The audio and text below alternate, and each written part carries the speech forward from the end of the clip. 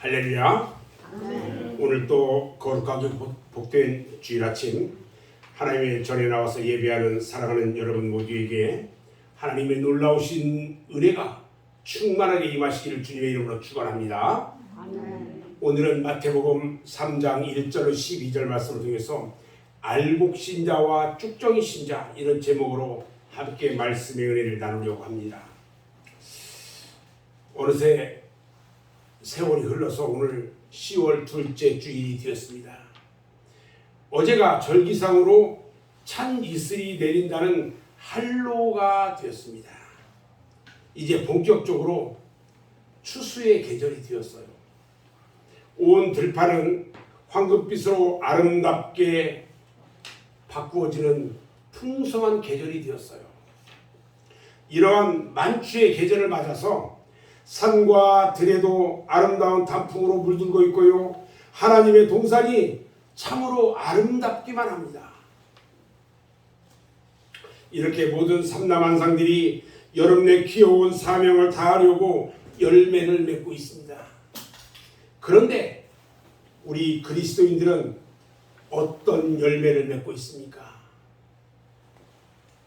오늘 마태복음 3장 10절 말씀에 이미 도끼가 나무 뿌리에 놓였으니 좋은 열매를 맺지 아니하는 나무마다 찍혀 불에 던져진다고 세례 요한은 말씀하고 있습니다. 예수님께서도요, 마태복음 7장 16절로 20절에서 말씀합니다. 그들의 열매로 그들을 알지니 가시나무에서 포도를 또는 엉겅퀴에서 무화과를 따겠느냐? 이와 같이 좋은 나무마다 아름다운 열매를 맺고 못된 나무가 나쁜 열매를 맺나니 좋은 나무가 나쁜 열매를 맺을 수 없고 못된 나무가 아름다운 열매를 맺을 수 없느니라. 아름다운 열매를 맺지 않는 나무마다 찍혀 불에 던져지느니라. 이러므로 그들의 열매로 그들을 알리라 말씀하셨습니다. 좋은 나무에서는 좋은 열매만 맺히고요, 나쁜 나무에서는요, 나쁜 좋지 않은 열매가 열려요. 오늘 본문 말씀은요, 세례 요한이 요단강 부근 광야에서 모든 사람들에게 회개를 촉구하면서 외친 말씀이에요. 이스라엘 민족은요, 말라기 선지자 이후에 430년 동안 선지자의 소리를 들을 수 없었어요. 다시 말하면 하나님의 소리를 들을 수 없었다는 얘기예요. 그 당시에는 하나님께서 선지자들을 통해서 직접 하나님의 말씀을 들려주실 때인데 430년 동안 선지자가 끊어진 거예요. 이스라엘 나라는요, 로마의 침공을 받아서 로마의 지배 아래 있으면서 노예 생활을 했고요, 경제적으로 수탈을 당하고 있던 때였기 때문에 430여 년 동안 하나님의 말씀을 들을 수 없었던 것은 이스라엘 백성들로 하여금 암울한 세월을 지내고 있게 했다는 거예요. 그때 광야에서 혜성과 같이 나타난 요한이라는 사람이 많은 사람들에게 회개를 촉구하면서 당시 부패한 정치와 종교를 책망하고 종교 지도자들이나 정치 지도자들을 책망하면서 회개하고 돌아오는 자들에게 세례를 베풀고 있었어요. 여러분, 430년간의 총막을 깨고 나타나서 회개하라! 천국이 가까워졌느니라고 외치는 이 소리는요, 일찍이 말라기 선지자가 예언한 엘리야의 소리였어요. 엘리야의 성품으로 메시아의 길을 예비하는 광야의 선지자, 그가 바로 세례 요한이었던 것입니다. 예수님께서 마태복음 11장 11절에서 말씀합니다. 내가 진실로 너희에게 말하노니 여자가 낳은 자 중에 세례 요한보다 큰 이가 일어남이 없도다 그랬어요. 여러분, 세례 요한이 지금 외치는 광야, 이곳이 어떤 곳인지 아십니까? 이 광야는요, 해발 1000m가 높은 산 언덕이에요. 그리고 해저 300m 요단 계곡까지 가파른 언덕이에요. 사람은 도저히 살 수가 없어요. 그곳에는요 전갈과 독사들이 우글대고 있는 곳입니다. 그런데 요한이 이와 같은 곳에서 생명의 말씀을 입히는 광야의 소리가 되었던 것입니다. 이런 광야에서도요 하나님의 능력과 하나님의 긍휼과 자비와 사랑의 손길이 미치고 있었고 하늘의 소망이 있는 곳이 바로 이 광야였던 것입니다. 성경학자들은요 오늘의 우리가 살고 있는 이 시대를 광야와 같은 시대다 이렇게 말을 합니다. 우리가 사는 이 시대에 이 세상에는 곳곳에 죽음의 요소들이 도사리고 있어요. 전갈과 같은 것들, 독사와 같은 독소들이 사이 곳곳에요 암세포처럼 퍼져 있어요. 우리가 세상적인 눈을 가지고 보면 도저히 그 어느 곳에서도 소망을 찾아볼 수가 없어요. 그러나 하나님은요 죄 많은 곳에 은혜를 더하신다고 로마서 5장 20절에서 말씀하셨던 것처럼 하나님의 구원의 손길을 이 땅에 보내주셔서 모든 죄의 사슬에서 우리를 구원해 주셨던 것입니다. 아멘. 그뿐만 아니라 보혜사 성령을 우리에게 보내주셔서 우리를 보호하시고 인도하시고 지켜주셔서 하나님의 은혜 안에 살게 하셨습니다. 신명기 8장 15절 16절 말씀을 보면요 너를 인도하여 그 광대하고 위험한 광야 곧 불뱀과 전갈이 있고 물이 없는 건조한 땅을 지나게 하셨으며 또 너를 위하여 단단한 반석에서 물을 내셨으며 내 조상들도 알지 못하던 만나를 광야에서 내게 먹이셨나니 이는 다 너를 낮추시며 너를 시험하사 마침내 내게 복을 주려 하심이라 이렇게 말씀하고 있어요. 오늘 본문 말씀을 보면요 세례 요한이 읽힌 말씀 중에서도 우리들의 심령을 울려주는 말씀이 있어요. 무슨 말이냐? 바로 알곡과 쭉정이의 말이에요.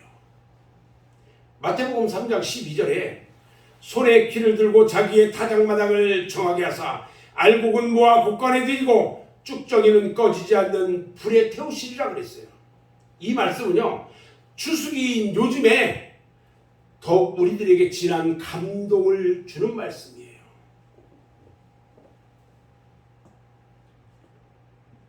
도시에서는요 사실 계절의 바뀜을 잘 느낄 수는 없어요. 그런데 농촌 같은 데서는 계절의 바뀜을 통해서 철마다 역사하는 하나님의 섭리와 은총을 만끽하고 느낄 수가 있다는 것입니다. 세례 요한은 말합니다.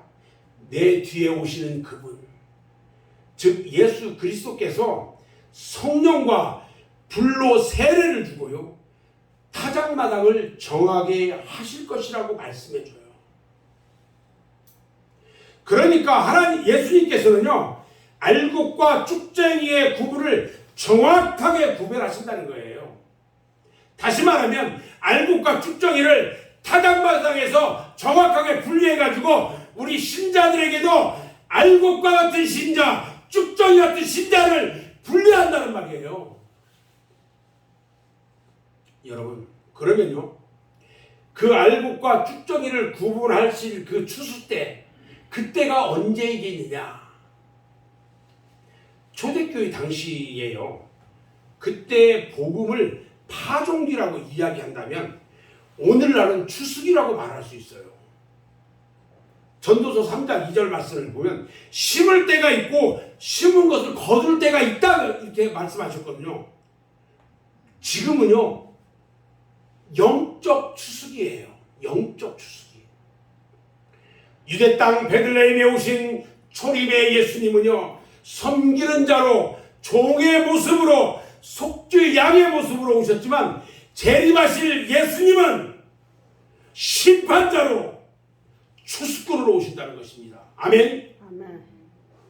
곡식을 추수하고 보면요 알곡도 있고 쭉정이가 있듯이 오늘날 교회 안에도요 알곡 신자가 있고 쭉정이 신자가 있어요. 우리 성도들은 당연히 알곡 신자가 되어야 하는 것입니다. 아멘. 쭉정이가 되면요 멸망이고요 지옥이에요. 사랑하는 여러분, 기왕에 믿는 예수를 쭉정이같이 믿지 말고 알곡 신자가 돼서 주님께서 주의 호령과 천사장의 나팔소리와 함께 주님께서 이 땅에 재림하실 때에 우리 다 같이 들림받아가지고 천국에 들어가는 저와 여러분 모두가 되기를 주님의 이름으로 축원합니다. 아멘. 아멘. 그러면 알곡 신자와 쭉정이 신자는 어떤 차이가 있을까 한번 생각해 보겠습니다. 첫 번째요, 알곡 신자는 열매가 있어요. 쭉정이 신자는 열매가 없어요.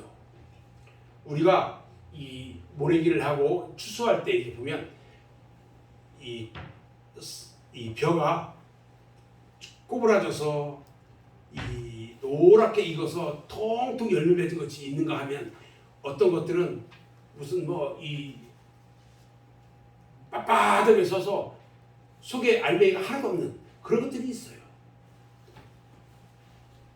여러분, 오늘 마태복음 3장 10절에요. 이미 도끼가 나무 뿌리에 놓였으니 좋은 열매를 맺지 아니하는 나무마다 찍혀 불에 던져지려 했어요. 무슨 말이냐면요, 지옥불에 던져버리겠다는 거예요. 믿음 생활을 하는 신자는요, 생활을 통해서 좋은 열매를 많이 맺어야 합니다. 신자가 맺어야 할 열매는요, 갈라디아서 5장 22절에 9가지 열매를 말하는데요, 사랑과 희락과 화평과 오래 참음과 자비와 양선과 충성과 온유와 절제라고 말합니다. 열매를 얻고 잎사귀만 무성하면 결국 주님으로부터 책망을 받아요. 예수님께서 베다니 마을에서요 예루살렘으로 들어가시다가 배가 고프고 시장했어요. 그래서 저 옆에 있는 무화과 나무에게 가서 무화과를 따먹으려고 열매를 찾았는데 열매가 없어요. 예수님이 어떻게 저주하냐면요, 네가 이제부터 영원히 열매를 맺지 못하리라, 그 말씀을 하시자 그 나무가요 즉시 말라버렸다고 그랬어요. 마태복음 7장 19절에도요 아름다운 열매를 맺지 아니하는 나무마다 찍혀 불에 던져진다고 말씀합니다. 사랑하는 성도 여러분, 행함이 없는 믿음은 죽은 믿음이에요. 우리 맑은새 교회 성도들 모두는 알곡 성도가 돼서 하나님께 인정받기를 주님의 이름으로 축원합니다. 아멘. 두 번째, 알곡은요 무게가 있어요. 쭉정이는 무게가 없어요. 다니엘서 5장 25절 이하의 말씀을 보면 바벨론 왕 벨사살 왕이 있는데 그가 이스라엘을 쳐들어와서 이스라엘 성전에서 그릇들을 다 뺏어가요. 거기에서 뺏어간 금그릇으로요 연유를 베풀고 거기에다 술을 따라가지고요 술을 먹어요. 성전에서 쓰던 그릇은 그 성기들은요 아주 중요한 것들이에요. 거기다 술을 따라가지고 연유를 베푸는데 그 벨사살 왕 앞에 벽에 하나님의 손이 나타나요. 그리고 거기에 메네 데겔 우바르신 이렇게 글씨를 써요. 메네 데겔 우바르신. 이 말은 무슨 말이냐면요, 하나님께서 벨사살 왕을 하나님의 저울에다가 재봤더니 하나님의 기준치에 모자라더라는 거예요. 왕은요 왕의 기준이 되는 사람만이 왕이 되는 거예요. 왕의 기준이 안 되는 사람은 왕이 될 수 없어요. 예를 들어서 우리가 대통령 투표를 했는데 투표를 해가지고 1등한 사람은 기준치에 맞는 사람이고 그는 대통령이 되는 거지만 1등이 안 돼서 2등 된 사람은 대통령이 될 수 없어요. 기준치에 안 되는 거예요. 우리는요, 하나님의 기준치에 모자라면 안 된다는 거예요. 바람에 날려가는 가벼운 쭉정이가 되어서는 안 된다는 거예요. 잠언서 24장 12절 말씀을 보면요, 내가 말하기를 나는 그것을 알지 못하였노라 할지라도 마음을 저울질하시는 이가 어찌 통찰하지 못하시겠으며 내 영혼을 지키시는 이가 어찌 알지 못하시겠느냐. 그가 각 사람의 행위대로 보응하시리라. 각 사람이 행한 대로 우리 하나님이 보응하신대요. 하나님의 저울을 가지시고 각 사람의 마음을 저울질한대요. 그리고요, 계시록 6장 5절 말씀도 보면 하나님께서 이 땅을 심판하실 7년 대환란 중에 검은 말을 탄 자의 손에 저울이 있다고 말했어요. 셋째 일을 떼실 때에 내가 들으니 셋째 생물이 말하되 오라 하기로 내가 보니 검은 말이 나오는데 그 탄 자가 손에 저울을 가졌다라고 그랬어요. 여러분, 알곡성도는요, 무게가 있어서 환란이 와도 자신의 믿음의 자리를 잘 지키지만 쭉정이 신자는 가벼워가지고요, 바람에, 심판의 바람에 날아가 버리고 마는 것입니다. 세 번째, 알곡 신자는요, 겸손한데 쭉정이 신자는 교만합니다. 이 가을에 논이나 밭에 나가보면요, 알곡이 잘 여문 이삭은 겸손하게 고개를 숙이고 있는데 쭉정이는요, 교만하게 꼿꼿하게 서 있는 모습을 볼 수 있어요. 성경에는 많은 말씀들이 있는데 겸손한 자에게 은혜를 주신다고 기록하고 있어요. 마태복음 11장 29절에 보면요, 나는 마음이 온유하고 겸손하니 나의 멍에를 메고 내게 배우라. 그리하면 너희 마음이 쉼을 얻으리니 라고 말했고요. 잠언서 29장 23절에도 보면 사람이 교만하면 낮아지게 되겠고 사람이 마음이 겸손하면 영예를 얻으리라 그랬어요. 여러분들이 잘 아시는 성 어거스틴은요, 그리스도인들의 덕은 첫째도 겸손이고 둘째도 겸손이고 셋째도 겸손이라고 그랬어요. 베드로전서 4장 10절 11절을 말씀에도 보면요, 각각 은사를 받은 대로 하나님의 여러 가지 은혜를 맡은 선한 청지기 같이 서로 봉사하라. 만일 누가 말하려면 하나님의 말씀을 하는 것 같이 하고 누가 봉사하려면 하나님이 공급하시는 힘으로 하는 것 같이 하라. 이는 범사의 예수 그리스도로 말미암아 하나님이 영광을 받으시게 하려 함이니 그에게 영광과 권능이 세세에 무궁토록 있느니라. 이렇게 말씀하셨어요. 한마디로 말하면 모두가 겸손하라는 거예요. 네 번째는요, 알곡 신자는요, 세상에 물들지 않은 사람이에요. 그러나 쭉정이 신자는 세상에 물든 사람이라는 거예요. 여러분, 황금은요, 땅속에 아무리 오래 묻어둬도 변하지를 않아요. 그런데요, 쇠붙이는 땅속에 묻어두면 녹이 슬고 썩어요. 우리 성도들은요, 황금과 같은 믿음을 가져야 돼요. 그리고 죄악의 관영에서 부패한 이 세상에 살아도 세상에 물들지 말고 살아야 한다는 것입니다. 쭉정이는 성경 원어를 보면요, 쭉정이는 좋은이라고 기록되어 있어요. 좋은. 이 말은요, 뜻이 뭐냐면 쭉정이라는 말은 가늠한다 이런 뜻이에요. 야고보 4장 4절 말씀에 보면 가늠한 여인들아 세상과 버틴 것이 하나님과 원수됨을 알지 못하느냐? 그런즉 누구든지 세상과 버티되고자 하는 자는 스스로 하나님과 원수가 되는 것이라 그랬어요. 로마서 12장 2절에서도 말씀합니다. 너희는 이 세대를 본받지 말고 오직 마음을 새롭게 함으로 변화를 받아 하나님의 선하시고 기뻐하시고 온전하신 뜻이 무엇인지 분별하도록 해라 그랬어요. 요즘 세속화 운동을 벌이는 사람들이 있어요. 예수님께서는요, 세리와 창녀들과 식사를 같이 하셨거든요. 그리고 그들과 함께 포도주도 마셨어요. 지금도 세상 사람들과 손잡고 친구가 되어야 전도를 할 수 있다고 하면서 술과 담배를 스스럼 없이 하는 사람이 있어요. 그러나 그것은 매우 잘못된 것입니다. 잘못된 생각이에요. 물론 시대를 등지고 혼자서는 살 수 없습니다. 그러나 다만 사회 속에서 빛과 소금의 역할을 하면서 살아가는데, 사회 속에서 그들과 공존하면서 살아도요, 그들의 행위를 본받아서는 안 된다는 거예요. 세상 사람의 행위를 본받아서는 안 돼요. 여러분, 배는요, 물이 있어야 배는 갈 수 있어요. 물이 없으면 배로서의 기능을 발휘할 수가 없어요. 물과 공존해야 돼요. 그러나 물이 배 안에 들어오면 배는 어떻게 돼요? 침몰하고 마는 거예요.